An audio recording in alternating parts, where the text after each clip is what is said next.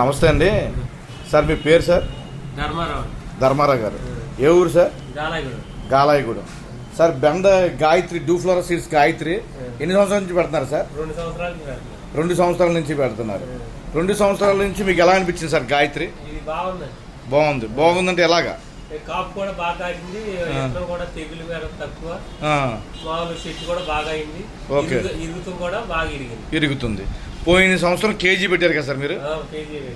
KG ఎన్ని కేజీలు కోసేవారు సార్ కోతకి? కోతకి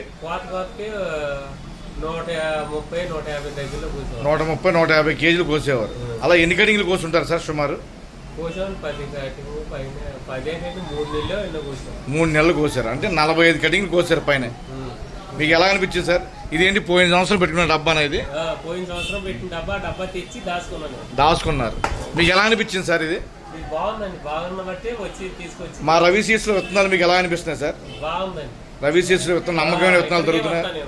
ఓకే సార్. ఎక్కడికి వెళ్ళను. ఓకే. ఏ రవి సీడ్ లోనే తీసుకుంటా. ఓకే సార్, చాలా thanks sir. Okay, thank you.